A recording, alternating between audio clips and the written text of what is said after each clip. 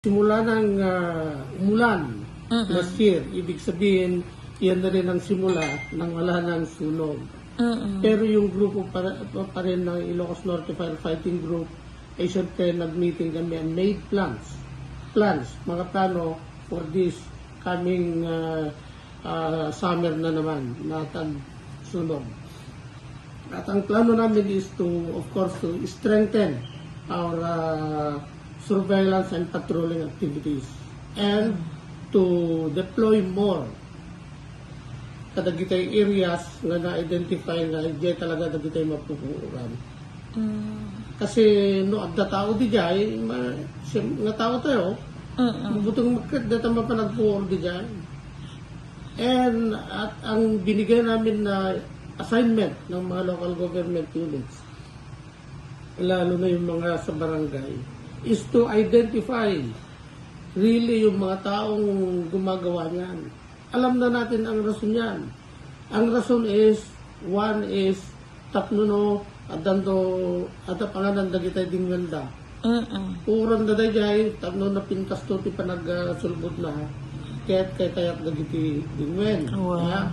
That is the dagitay private na kuha, antar-tarakan. The other thing is the hunting objective. Pares din ang mga usa at saka kwan na yan naman ang hinahunting nila. Ang gusto nila ay bagong arong-aro. Young and siyempre young grass. Yan. Kaya that is the purpose of burning.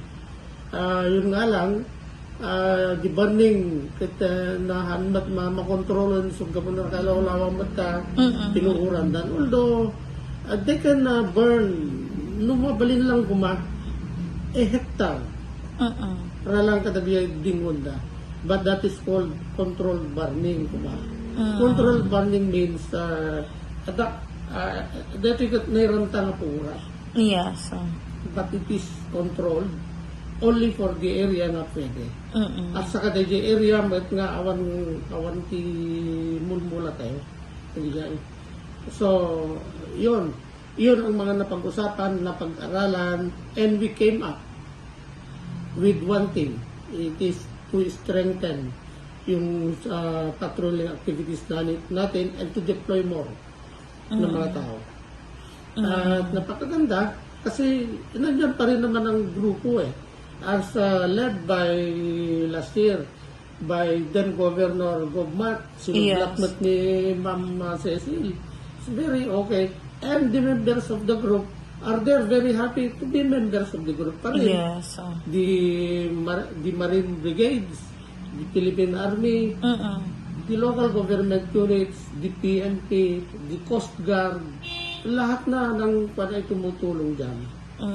At ito, one of the things na ito yung nire-regulate natin or ano bang tawag ko dito para tapno maibidiran ti at adong dito heli bucket kasi we spent a lot, we spent much in letting those grasshoppers fly. Mamumati kangina ti product ti avgas, aviation gas. We spent a lot. Kaya how will we control that? Dajay pa. Kaya dajay lang mat. Dajay bagak na muna tatay is to strengthen our patrolling activities and to deploy more. At na-identify naman na natin kung saan yung mga nasusunog. And of course, the assignment of the local government units in barangay dyan sa barangay.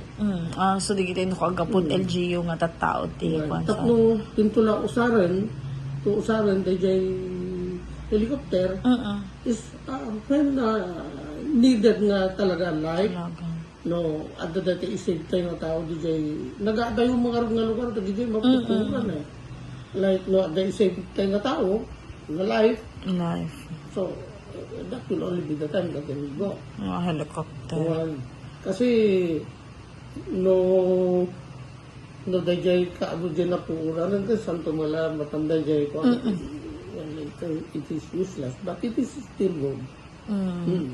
Maganda rin, napakagandang napakagandang objective ni Governor Macyan Yes. is to let those grasshoppers fly. Fly.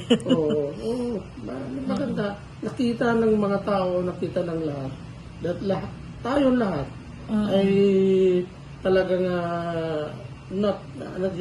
mapursige nga may stop pumatit Burning. bantayan. Once.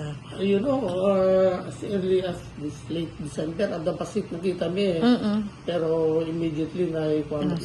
At siyempre, hampay mo lang unay na magati ikuha. Iroon. Ana iti nga nga lugar iti kang runaan na nga pakapaspasama ka na dito isa. Ay, kasi natin kaadwan, iti tawon dito kati, di Karasi. Karachi. Tiyag ditin na dyan, Karasi, Nueva Era, dyan. Doon ang marami. Kasi makita mo dito mountain ranges tayo dito are almost grassland. Yes. Not like dito District 1 nga dapil labasid magtayo na. Ken nalamlamis dito because masang awan dati na nalamis na tuloy dito yung Region 2. Well. Nalamis basid dito. So unay nga nakuha dito loob.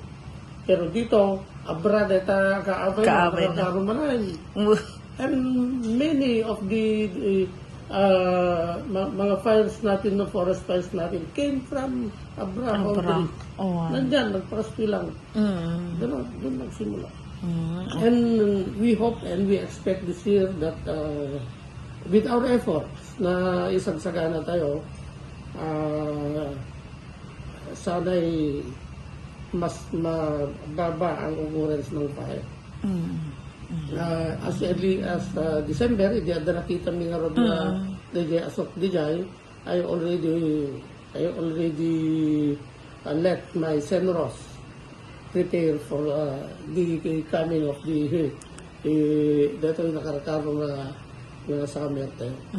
Okay.